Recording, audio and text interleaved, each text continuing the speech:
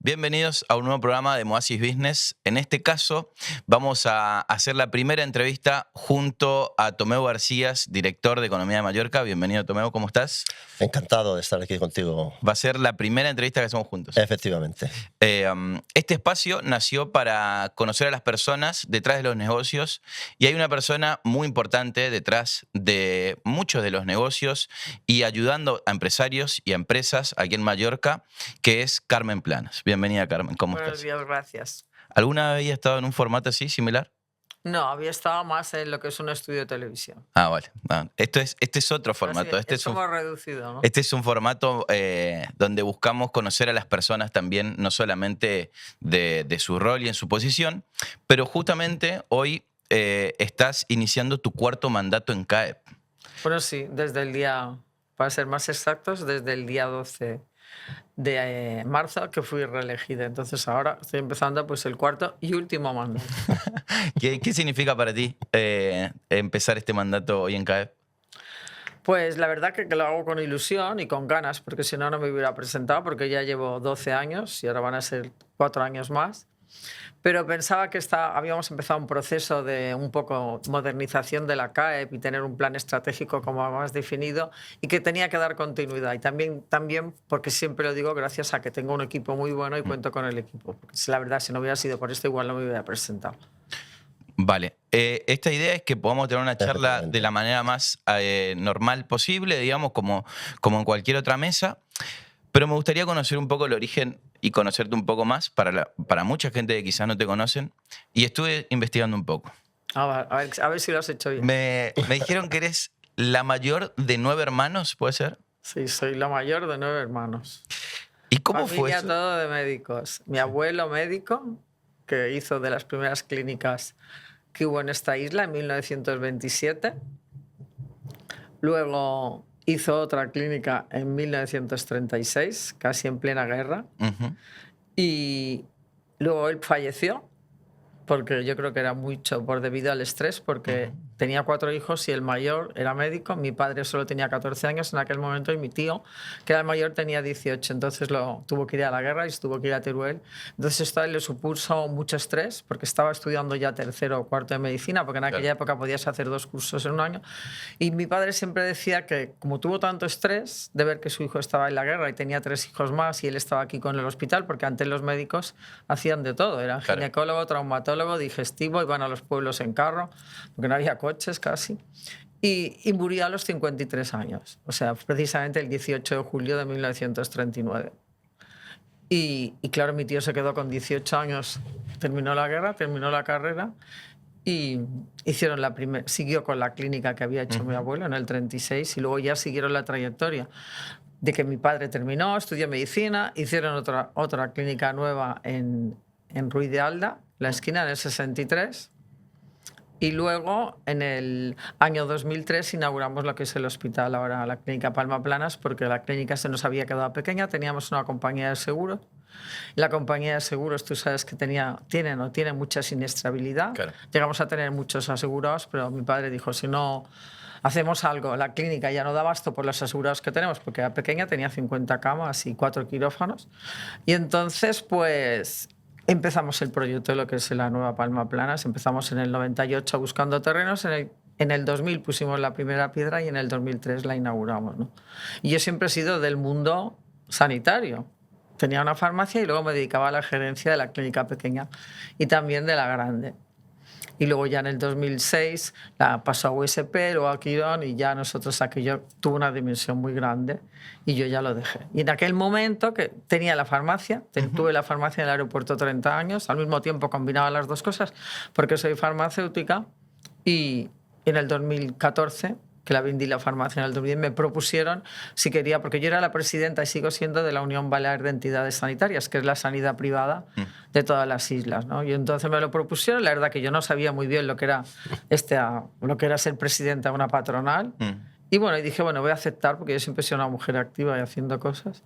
Y lo acepté. Y nada, como te digo, somos 9 hermanos. De mis 9 hermanos hay 4 que son, o 3 que son médicos. Y en el aspecto sanitario también tengo una hermana que es óptica, otro que tiene una dental.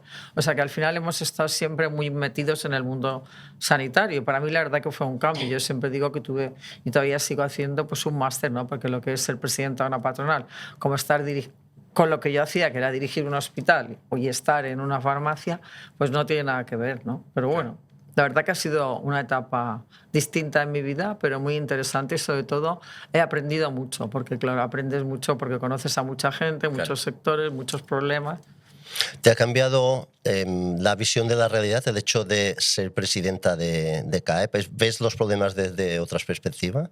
Sí, lo veo más desde el punto de vista... Nosotros siempre hemos sido empresarios y como empresarios pues lo que tienes que hacer es que la empresa vaya bien para poder pagar a tus trabajadores.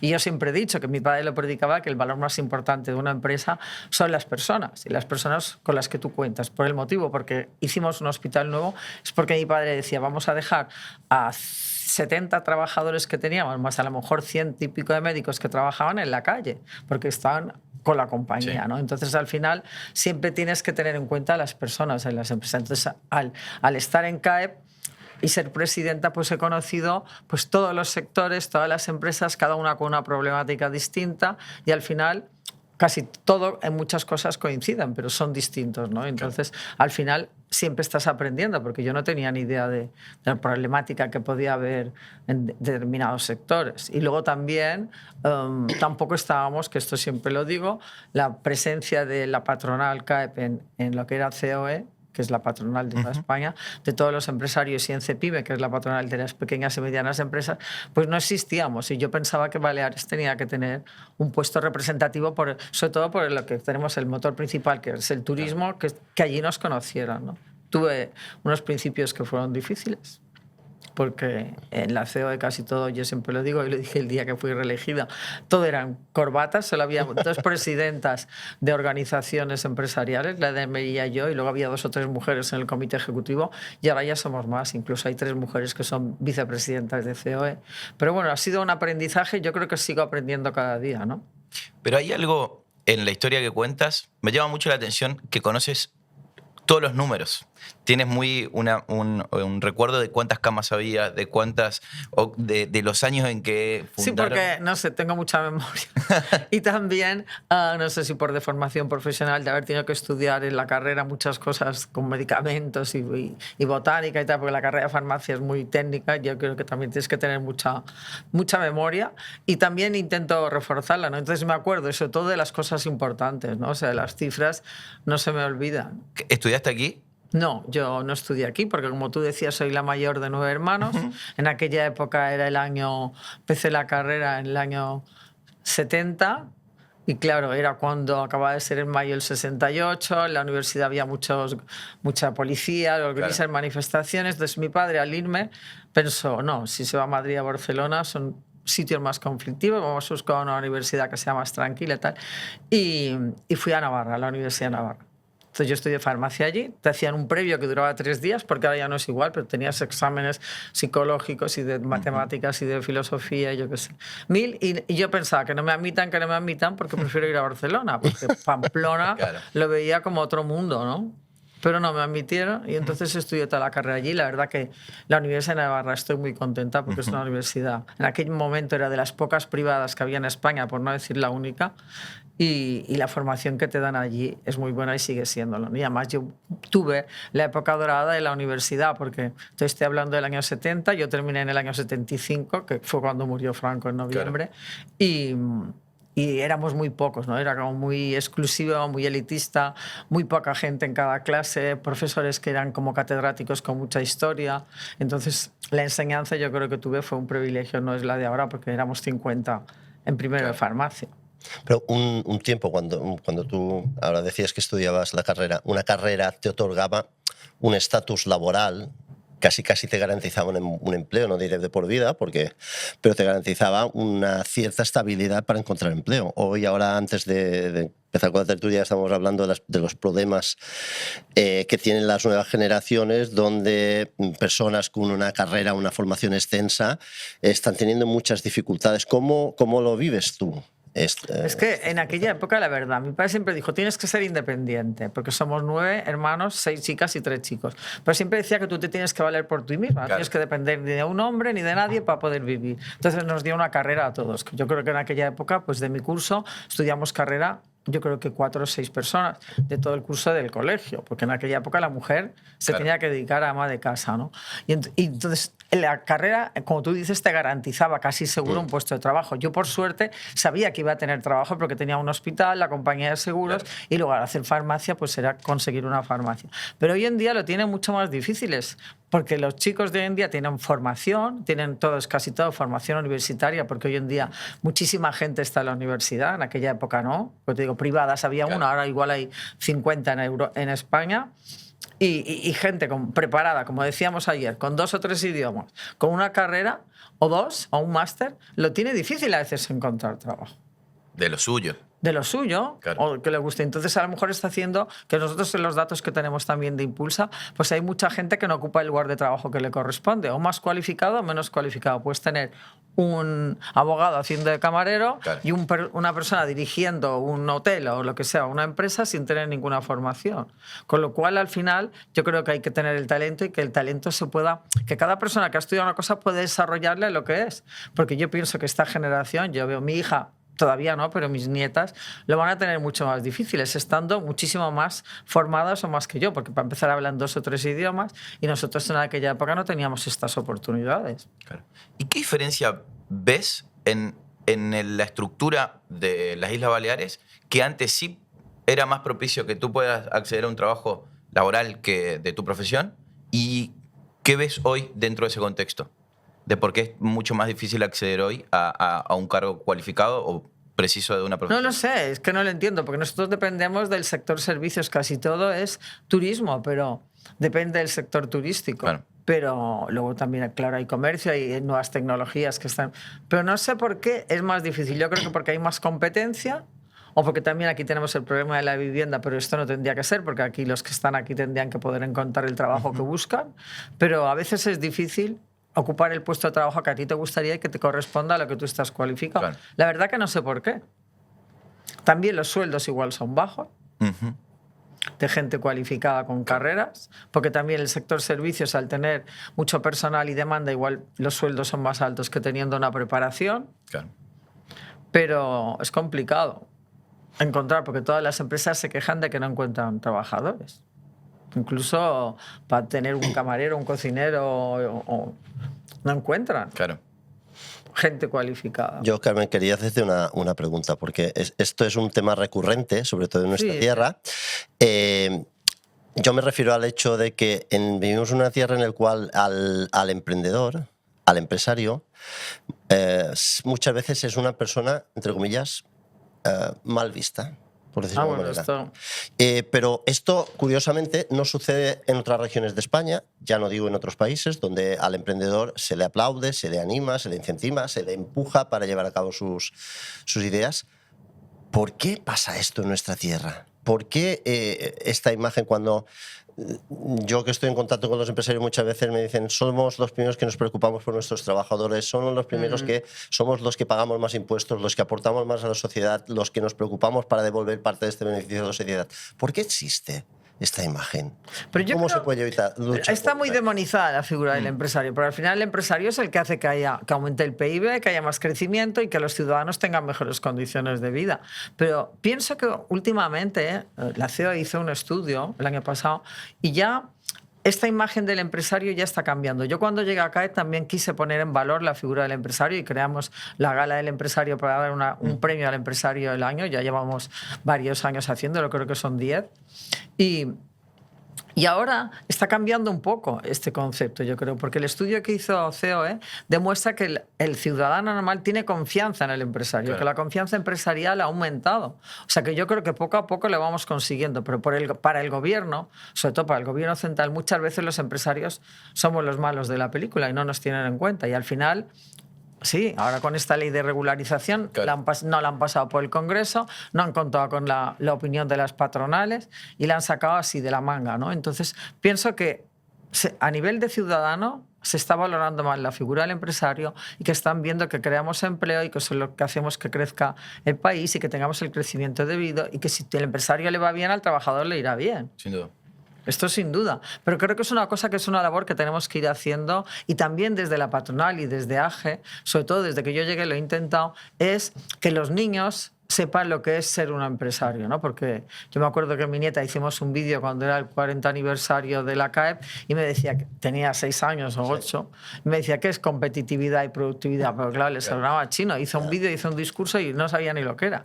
Pero ahora los niños, pues yo creo que ya se les está enseñando en los colegios cómo crean una empresa. Yo tengo a mi nieta, porque bueno, no estudia aquí, estudia en Escocia, y está creando ella una empresa con 2 niños suyos para ponerla en marcha, y se han inventado unas botellas de agua que son de colores y que no sé qué hacen y que es un termo, pero las tienen que vender y hacer todo el plan de negocio. O sea que yo creo que en los colegios ya se les está dando más formación de lo que es una empresa, ¿no?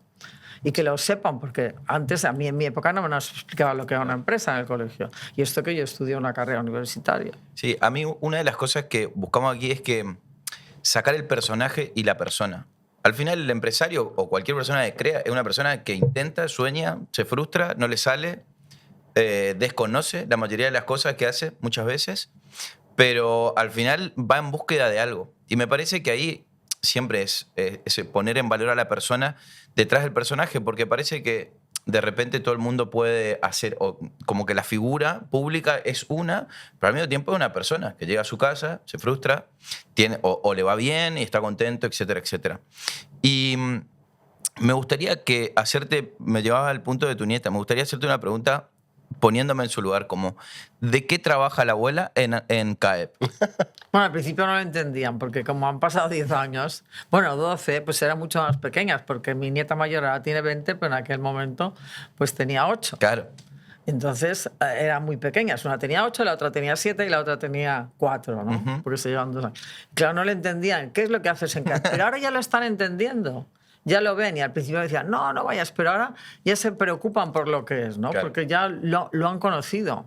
¿Y qué perdón? Te voy a contar una anécdota, porque el día que tomó, no sé si es exactamente así, pero que tomó posesión del cargo la última vez que yo estaba, Carmen se emocionó como no te puedes hacer una idea. Lo digo en el sentido de que al final hablamos de cargos institucionales, Claro. pero claro, detrás hay un sacrificio de horas, de renuncias a la familia, de conciliación, ya no con la empresa. Porque claro, es que por una parte está la empresa, por otra además tienes este peso añadido dentro de tus espaldas.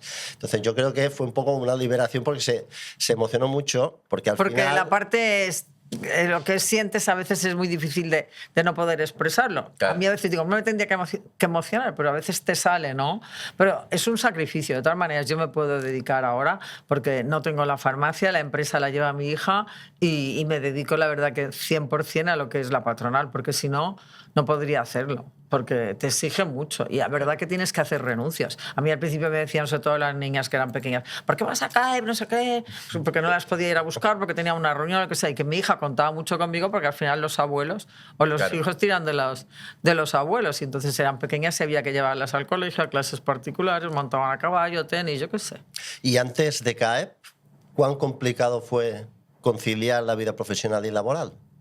Lo fue, porque yo me separé muy joven, mi hija era muy pequeña, entonces la verdad que no daba abasto. A veces ella me lo reprochaba, pero luego se fue a un internado y entonces al estar en un internado lo tuve mucho más fácil, porque estaba fuera y entonces venía en vacaciones y en verano. Claro. Entonces yo tenía más libertad, porque claro, el llevar un hospital, aunque solo tengan 50 camas y 80 trabajadores, es mucho trabajo, porque pues está el problema de las camareras, de las auxiliares, de la cocina, de los quirófanos, yo llevaba lo que era la farmacia, las compras, todo esto, entonces te exige tiempo, y no había móviles, porque ahora tenemos el móvil, y claro, es otra época. Ya mi hija le mandaba fax al colegio, porque por teléfono no la conseguía localizar, que luego salió el fax, entonces es difícil de conciliar. Entonces, para mí fue más fácil, pero porque ella estaba interna. Y luego ya fue a la universidad, que estaba en España. Pero tienes que conciliar. Y como yo tampoco tenía marido, entonces también tenía más libertad, porque en casa no tenía... Era yo sola, ¿no? Y esto al final se nota.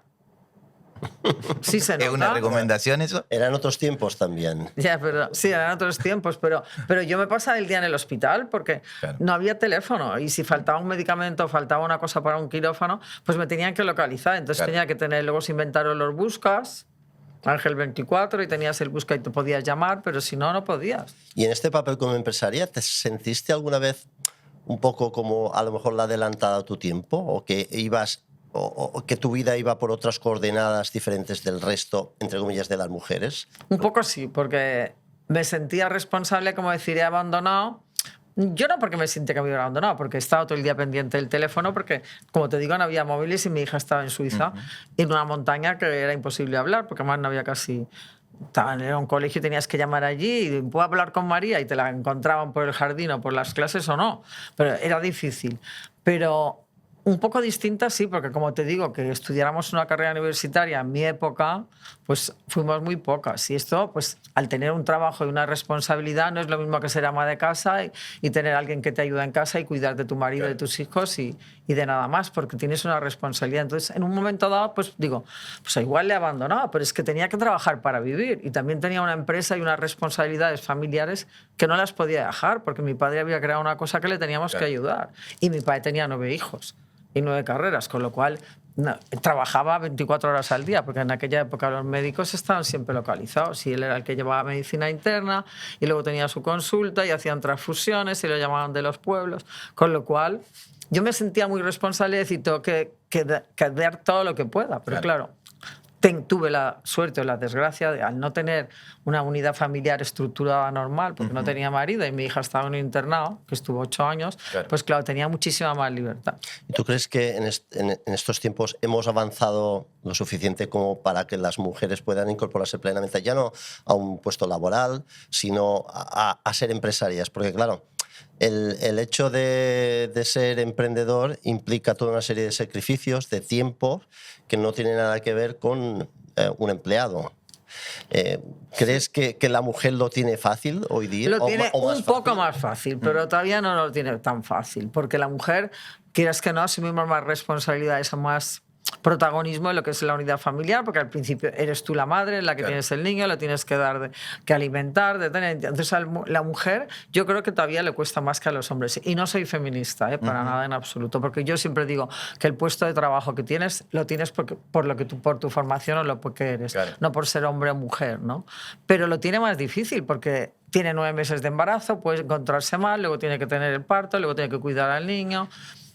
Y esto al final muchas mujeres, esto siempre lo decimos que en COE estamos diciendo que está esto, el 50-50 con Gloria a la Humana, que consigamos que la mujer y el hombre estemos en un tanto por ciento igual, ¿no? Pero todavía no lo estamos. Y es por esto, porque además hay muchas mujeres que renuncian a su parte profesional porque les atrae más la parte familiar y esto está en su derecho de elegir, ¿no?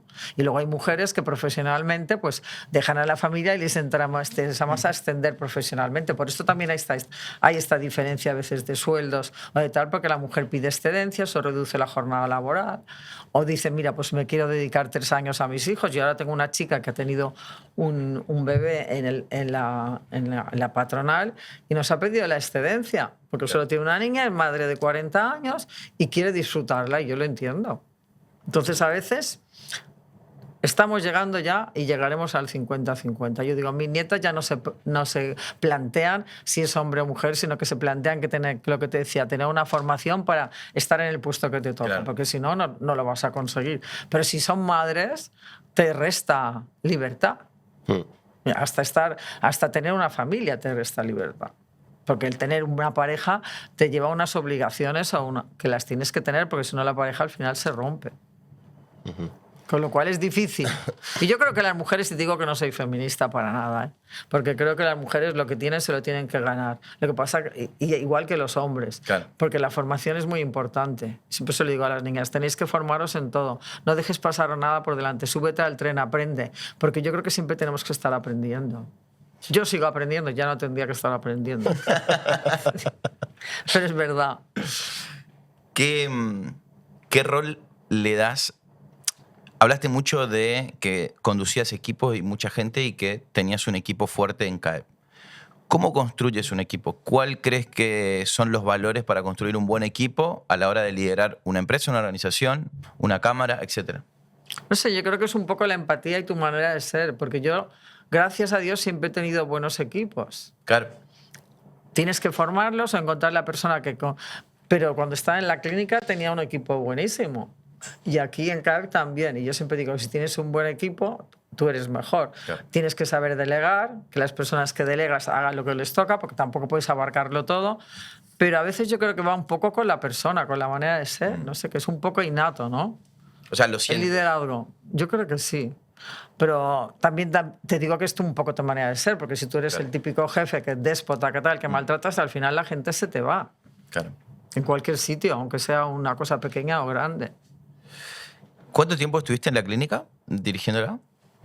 Bueno, éramos un equipo, pero como te decía, yo estuve yo creo que desde el 84, que mi hija debía tener 2 años, hasta que hicimos esta clínica nueva, que la inauguramos en el 2003. O sea, que estuve mucho tiempo, muchos años. Perdón, No, solo con perdón. esto. Me interesa que me cuentes qué te llevas a la hora de pensar en ese tiempo, más de 20 años, por lo que calculo rápido. ¿Qué recuerdos tienes y qué te llevas de aprendizaje de ese momento, de haber dirigido la clínica? Bueno, yo la verdad que a veces voy, como tú dices, como no me sé, entro en el despacho de mi padre, que ahora ya no está, para todo lo suyo, todos sus libros, todo, y todavía me emociono porque es como parte de tu vida, ¿no? Claro. Y a mí me gustaba muchísimo. O sea, la parte, o sea, a lo mejor si dejara esto me volvería a meter en un hospital, porque está la parte humana, ¿no? Conoces los problemas de todo el mundo, ayudas a nacer, ayudas a morir, ayudas a este tránsito cuando hay una enfermedad y tienes mucho el contacto humano con lo que es las personas. Claro. Y la verdad que me gustaba mucho. O sea, yo a la farmacia no me divertía nada. Iba porque no me quedaba más remedio, porque tenía el negocio y tenía que estar unas horas y estar ahí. Pero me gustaba mucho la parte humana de lo que es un hospital y lo que es la medicina y el contacto con la gente y las enfermeras y todo. O sea, y es un mundo muy dinámico porque Claro. siempre cambia Y hay urgencias. Y y hay de todo. Y siempre hay algún problema, ¿no? ¿Tú, Me tú gusta. crees que es decir, que si alguien se dedica a crear un negocio, tiene que sentirlo? ¿Tiene que haber algo de emoción? Que no todo es números, cifras. Tiene que haber algo el empresario que tiene que... Yo creo que sí, pero no todos los empresarios yo pienso que sean iguales, porque yo creo que lo tienes que llevar dentro, ¿no? Claro. Nosotros, la verdad, nunca hemos trabajado más por... Es que el mundo sanitario no tiene nada que ver con el mundo a lo mejor de la hostelería o tal. Es una cosa, como te decía, más humana. Ahora las grandes compañías miran mucho los resultados. Claro. Y la medicina, yo siempre digo, no es lo que era. Ha cambiado muchísimo. Porque los médicos están más estresados. Mira, ahora hay una huelga a nivel nacional, Sí. hacen muchas horas, no cobran lo que toca. Y en aquella época el médico a lo mejor no tenía un sueldo enorme, porque mi padre siempre decía, haciendo de médico nunca vas a hacerte millonario, pero estaba la parte humana que estaba muy valorada. Claro. Tenían un estatus... Un también estatus. O sea, yo iba por la social. calle y la gente me hablaba de mi padre y todavía me siguen hablando, porque mi padre siempre decía, yo soy médico, en último lugar. En primer lugar soy psicólogo, psiquiatra, notario, cura. Dice, y luego soy médico. Porque la gente iba, les contaba, tenían tiempo, y ahora los médicos van estresados, hay listas de espera interminables, incluso la privada se está empezando a saturar, y el médico ya no es lo que era, porque antes era un dios. Mira, yo médico del siempre, pueblo. mi padre me contaba que en los pueblos había 3 personalidades. El alcalde, el capellán y el médico. Y el Eran médico. las 3 personas más importantes de Y el policía, el cualquier- comisario. Bueno, pero en un pueblo a lo mejor de 1.000, Sí. 2.000, 3.000 Claro. habitantes, Sí. eran los 3 pilares de la sociedad. El que mandaba el poder civil, el poder religioso Sí, y esto el es y el que verdad. tenía capacidad Y esto ya no de mirar a la existe. salud. Esto ya no es así. Es otra cosa, sí, efectivamente. Esto ha cambiado. La época dorada de la medicina, hombre, hay médicos que todavía pueden, pero Por supuesto. es mucho más complicado. Ya te digo que mi nieta está estudiando medicina y yo le digo, te has equivocado, te tendrás que ir de aquí o no sé si esto va a cambiar porque faltan médicos, pero los médicos están muy poco valorados, o sí valorados, pero muy estresados, porque no pueden hacer la medicina igual que les gusta, porque tienen tanta gente, no dan abasto. Hemos aumentado muchísimo la población. Claro. Y entonces Muy somos rápido. muchos más, faltan médicos, la carrera de medicina es muy larga, tienen que hacer el MIR, faltan plazas y entonces yo creo que no es lo mismo. En aquella época, imagínate, estamos casi en 1,5 millones y antes a lo mejor éramos 500.000 o 600.000. Ha aumentado muchísimo la población aquí. Y ese cambio de población en Baleares, además de la cuestión médica, ¿en qué lo ves? ¿Qué crees que fue cambiando en los últimos 30 años? Hombre, pues aquí antes yo creo que casi todos éramos mallorquines y había muy poca gente de fuera y hoy en día tenemos no sé cuántas nacionalidades. O sea, somos como muy cosmopolitas, hay de todo, hay sudamericanos, hay gente africana, hay gente del norte de Europa, hay gente de Estados Unidos, o sea, somos muchísimos. Y mucha gente ha venido de fuera porque la natalidad ha disminuido y la mayoría de la natalidad es de gente que no es mallorquina. Hoy decía el periódico que 1 de 4 asegurados a la seguridad social es de otro país. Claro. Lo he leído esta mañana en prensa. O sea que cada vez somos más. Perdona, y este crecimiento poblacional por parte del empresariado, ¿cómo se ve? Porque estamos viviendo un crecimiento poblacional enorme, las empresas positivamente crecen, pero después nos encontramos que también hay una falta de mano de obra, ya no diré mano de obra especializada, mano de obra en general, acuciante.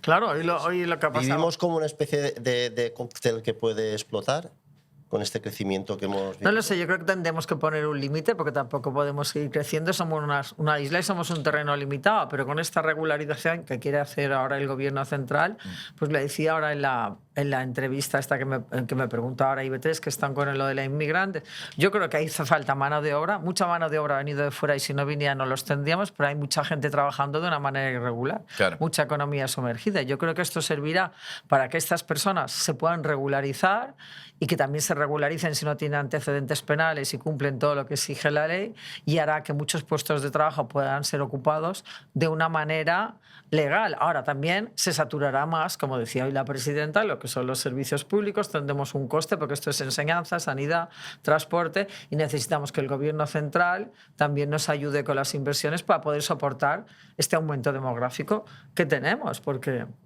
hemos aumentado y somos una comunidad que no estamos recibiendo. Hay comunidades como Navarra o el País Vasco, otras que están muchísimo mejor financiadas que nosotros.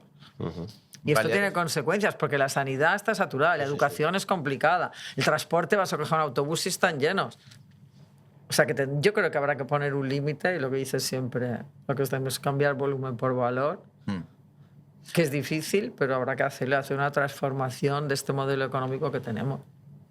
¿Y en qué basarías esos cambios de la transformación? ¿O cómo sería un modelo, digamos, que respete qué cosas? Es que es difícil hacer... No, claro, por supuesto. Yo no soy economista. Una de las cosas que no soy es economista, pero lo veo difícil. Tenemos que aumentar la calidad en todo. Ahora, tampoco puedes decir no entren en la isla, claro. O no. Que no venga más gente de otros países. Pero bueno, con esta regularización yo creo que habrá gente que igual se tendrá que ir, porque si luego ponen controles y no estás trabajando claro. sin tener permisos o cumpliendo las condiciones, los tendrán que sacar, claro. porque tampoco puede entrar aquí todo el mundo. No sé, es complicado. Sí. Es igual que la economía sumergida que hablábamos antes de la oferta ilegal en hostelería y en a vivienda vacacional.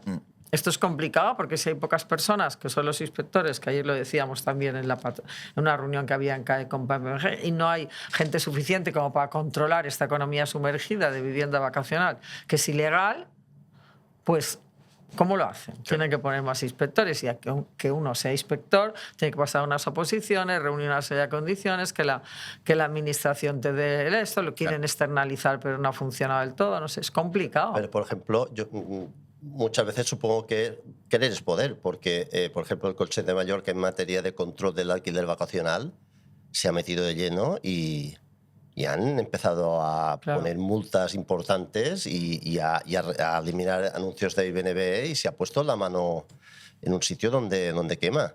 Yo entiendo lo que me dices tú, pero para a lo mejor otros sectores, para momentos determinados, sí que se ha cogido gente rápidamente.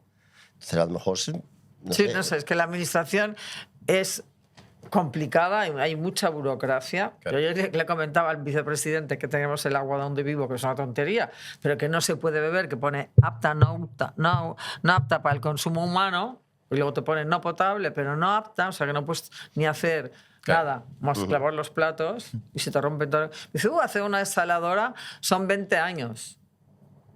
Digo, ya no la veré ni yo, no la voy a ver. Que sí la hacen algún día.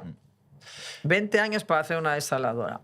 Porque la administración es complicada. ¿Y la burocracia aún es el gran problema del empresario? Yo creo que sí. Ahora han hecho esto de la IB digital para y la comisión esta que han hecho como de activación de negocios y tal, que lo queremos presentar en Madrid para la innovación y el crecimiento de empresas o de cualquier cosa de proyectos. Lo quieren hacer, pero yo pienso que es complicado. El otro día presentaron el IB digital, que todo esté digitalizado, que haya unos procesos más rápidos, pero la administración sigue siendo lenta.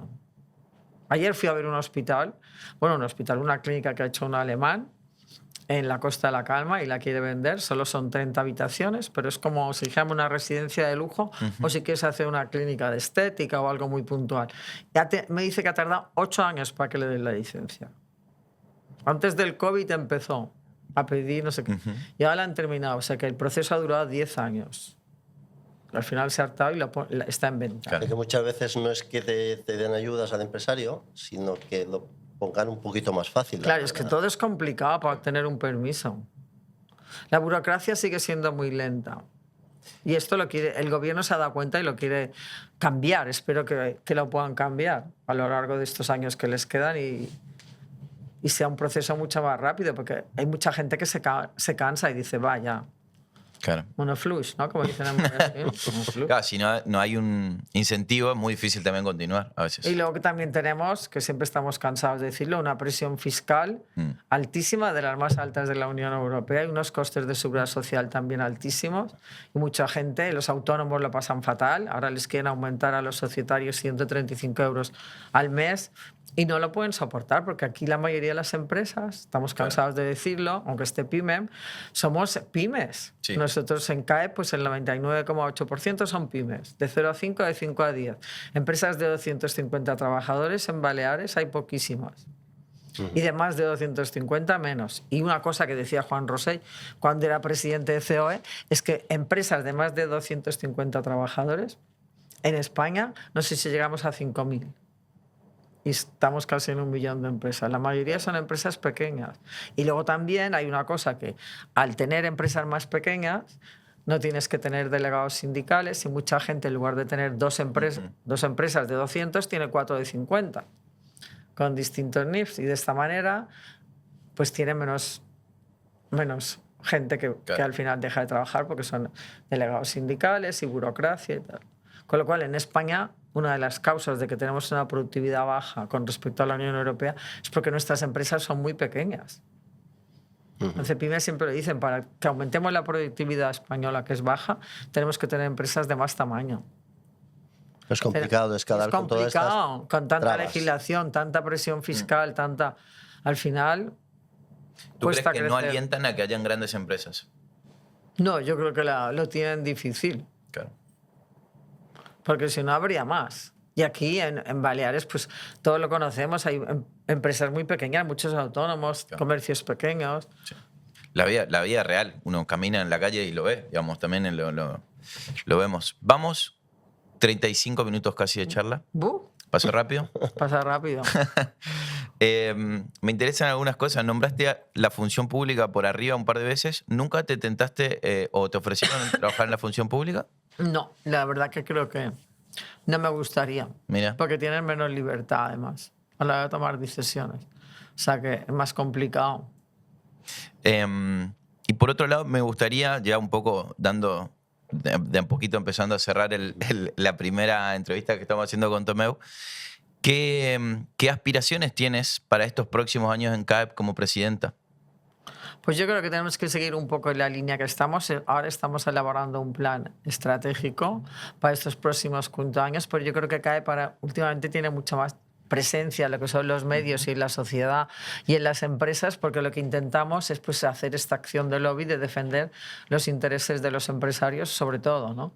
Es difícil en estos porque siempre tienes que estar viendo todas las leyes que salen y que afectan a distintos sectores, y creo que tenemos que seguir en esta línea. Luego también en la línea de lo que es la sostenibilidad, que siempre estamos hablando de ella, claro, económica, social y medioambiental, la economía circular, conseguir que más los recursos sabemos que son limitados, pues que se utilicen mejor, ¿no? O sea que yo creo que tenemos por delante una trayectoria, tener la presencia que tenemos en Madrid, que nos conozcan, porque en Madrid al final salen muchas cosas y si no estás al día, pues tampoco aquí no nos enteramos y, y ellos tienen más fuerza a nivel de poder defender ante una administración o un ministerio algún problema que tengamos aquí en Baleares, pues es importante. Ahora he tenido una tontería que es un problema mínimo, pero por ejemplo en la orquesta hay una enfermedad profesional en los músicos que es la disfonía, ¿no?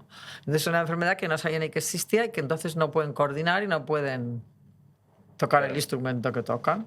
Entonces no estaba conseguido que tuvieran esta incapacidad temporal. Lo hemos intentado en Madrid, se ha llevado al secretario de Estado y creo que lo vamos a conseguir. Yeah. Es una tontería, pero esto es me lo dijo el director de la orquesta. ¿Nos puedes echar una mano con esto? El CEO dice, PYME se ha movido con el ministerio y ahora a esta chica, hay una de las chicas que tiene 30 y pico de años que tiene este problema y no puede hacer su profesión porque está incapacitada. Hay muy pocos, porque dice que igual hay 20 casos en España cada año, ¿no? Pero bueno, cosas que a lo mejor nos parecen pequeñas, pero que podemos echar una mano, ¿no? Sí. ¿Y el año que viene, puntualmente, cumplen 50 años? El año que viene, en el 2027. Una de las cosas, porque las que también sigo, es porque pues, me apetece poder celebrar. Celebramos el 40 aniversario, pues celebrar el 50 aniversario de la patronal, que la patronal fue fundada en el año 78 por don Gabriel Barceló, que todavía vive, el padre. O sea que para mí es una figura que siempre hay que tener como un ídolo, porque lo que ha hecho este hombre ha hecho mucho de la nada. Y es una persona que está todo el día controlando sus empresas, sus trabajadores, tiene acciones sociales en Haití, hasta tiene también un huerto. Bueno, todo el mundo tiene una fundación, ¿no? Sí, sí. Entonces él la fundó en el 78 y pues yo creo, igual que COE, que también se fundó en este año, que también cumple el 50 aniversario, pues queremos que todo el 2027 sea un año como de celebración de lo que es la patronal y que al final del año pues hagamos una gala importante, porque COE lo cumple antes el 50 aniversario y solamente lo hará en junio, ¿no?